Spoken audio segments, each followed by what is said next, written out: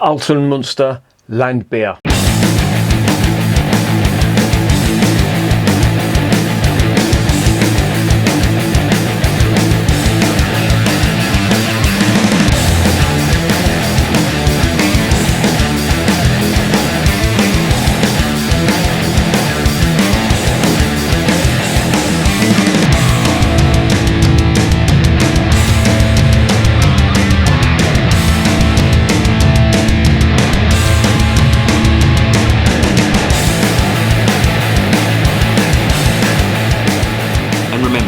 Life is too short to be drinking shitty beer.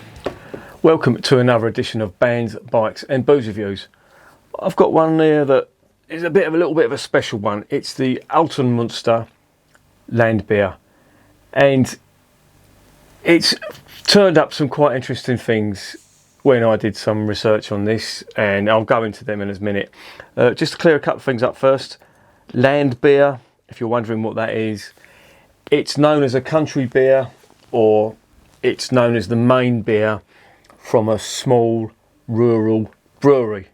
I think the two names are interchangeable, but country beer is sort of the accepted translation of it, if you like. But I have seen it referred to for breweries' main beer that are like very local, you know, brew pubs, if you like. I don't know, they don't call them that in Germany, but there are a few. But they produce a land beer, which is quite a popular style of beer. I've tried a couple before over there. Pot's land beer was one that really stood out, and it was unusual in that most land beer is unfiltered and it's reasonably light. The Pot's land beer is quite dark, quite caramel, malty. But one thing they have all got in common is they are all bottom fermented. Okay, so now we've got that out of the way. Second thing to clear up, Altenmunster. It's not from Munster. It is from Bavaria, would you believe? And I don't know why they've called it Altenmunster, but that just means Old Munster in German. So a bit of a strange one there. But they're a quite good brewery. I've been looking up their range. They do 4 beers, I think. Just 4 beers, and he's holding 5 fingers up. You fucking idiot. 4 beers. They do the land beer. They do a Maibock, which is like a beer that was brewed in the winter for drinking in the spring, etc., etc. 7.5%, quite a nice one. Looks quite a nice one. Sorry. They do one called an Urig Verzig, which is like that translates to rustic and spicy. So you sort of get the gist of it. It's like a traditional old German style dark beer, I'd imagine. I'm not too sure, but I think it's a dark beer, traditional one. And they do, of course, the land beer that I've mentioned, and they also do a Winterbock as well, 13.5%. A 13.7% Winterbock, which looks really interesting. And if this is any good, I am going to be investigating this brewery further.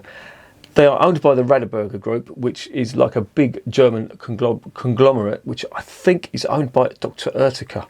You know, the doctor of pizza who invented pizzas, the doctor, you know, because pizzas need doctors, don't they?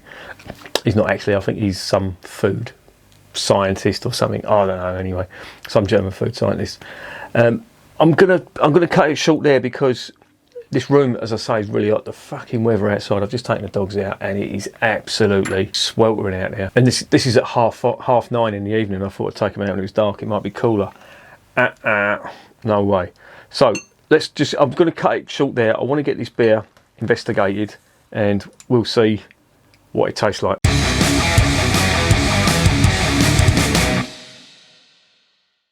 What is it? It's a 4.9%, 500ml bottle. It's got the flip top lid on it. They do make a point. I don't know, my German is very crap, to coin a phrase. But they do make a point of them saying they were the first ones to use the flip top bottles. I don't know whether that's true or not, but they do say that. There's not much of a label on it, but there's a very nicely engraved bottle. It's just got the neck label on there, and there is some ingredients on there. It's the usual, conforms to the Reinheitsgebot, but it has got hop extract in there, and it looks quite a decent one. So let's get it open and let's see what it's all about.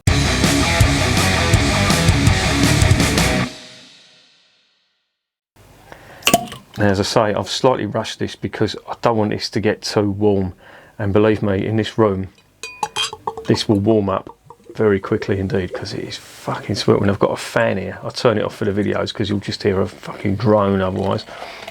But yeah, now this looks like a typical Landbier, and I've just made an absolute arse of that, haven't I? This looks like a typical Landbier. It's unfiltered, it is cloudy. Or is it? Or is that, no, it's unfiltered. There is a slight haze to it. I don't know whether there's sediment in there. I'm going to give it a shake anyway. And you've absolutely balls that up. So yeah, 5 finger head. The head's going to go in a rate of seconds in this heat. It's just so hot. What are we getting on the nose? Oh, it smells lovely. Lovely, earthy, hop profiles coming straight out.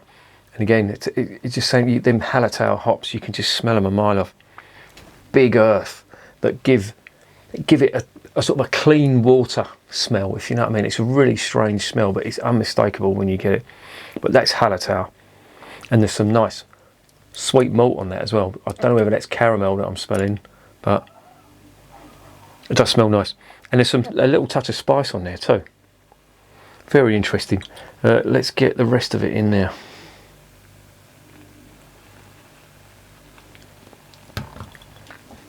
Right, there it is in the glass. That is your sort of average Landbier colour. I have to say the pots, from what I remember, was slightly darker. Not much, but it was slightly darker. And it was unfiltered like that. But it looks nice. Oh, them hops are absolutely gorgeous. Let's get it down the hatch.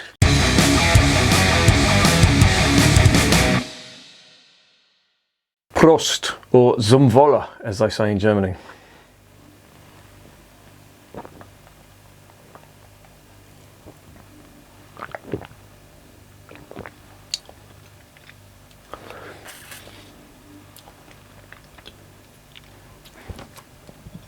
It's very nice and refreshing, and there is lots of hop character in this. Where now there's not the typical bitterness that you would get from a German Pilsner. That's not present on here. But what I am getting is some very nice earthy Hallertau hop notes.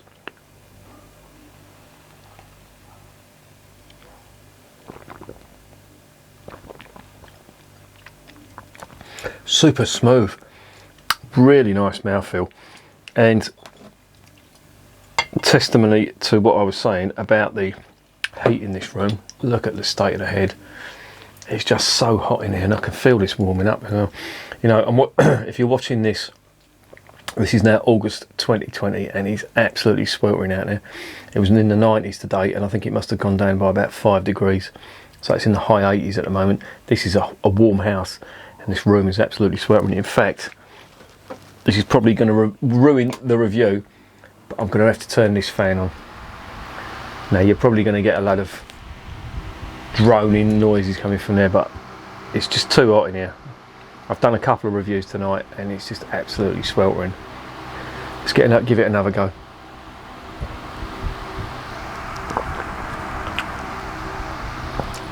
It's really nice. Nice sweet malt on that as well. Almost like Munich malt, but toned down a bit. Biscuity, very biscuity, with a little tiny touch of caramel on there. But it's very nice, I have to say. This is a good one. If you, just in case you're wondering what the label looks like, there it is. Me and this autofocus are going to fall out. There you go. And there is the top of the cap. Can you see that? Can you feel it? Can you feel it? Yeah, very nice bottle indeed. It's a nice engraved bottle. I don't know whether you can get that on the camera or not, but there's a lot of engraving. Well, not engraving, it's moulded on there. It's very nice indeed. I'll tell you something, this is a really nice one. And this is new apparently. The other 3 beers were their mainstays, but it's lovely, super smooth. And a nice biscuity and a little sort of smoky caramel. The malts have been roasted a little bit in there. But all in all, that is really nice.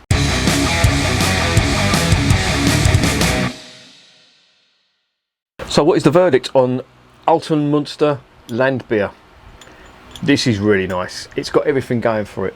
It's got the beautiful Hallertau hop profiles on the aroma and on the finish as well. But you're also getting some very nice Munich malts, that lovely sweet biscuit, but there's also a touch of caramel on there. So I'm assuming they've used another malt in there, or they roasted it slightly. But it's really nice. But what gets me is the mouthfeel and the drinkability on this. It just goes down so smooth.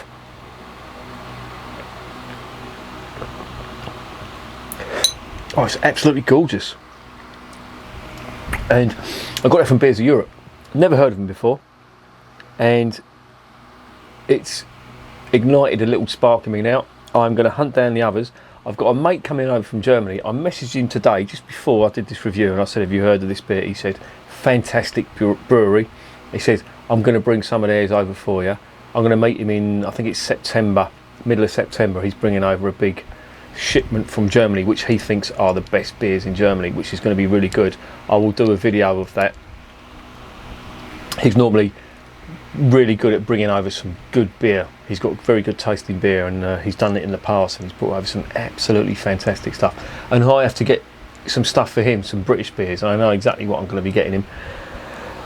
His favourite beer at the moment is the Shepherd Neame IPA, which I introduced him to, and he said it's absolutely amazing, and it is, to be fair, it is a fantastic beer. So I'm hoping he's going to bring beer over here that's going to be on a par with that. But I know for a fact he's going to bring over some of this Altenmunster beer. Now I'm not sure which one, whether it's the Maibock, whether it's the Winterbock, who knows. Hopefully the Winterbock, or the other one, the Urzig. Sounds Swedish, doesn't it? Urzig.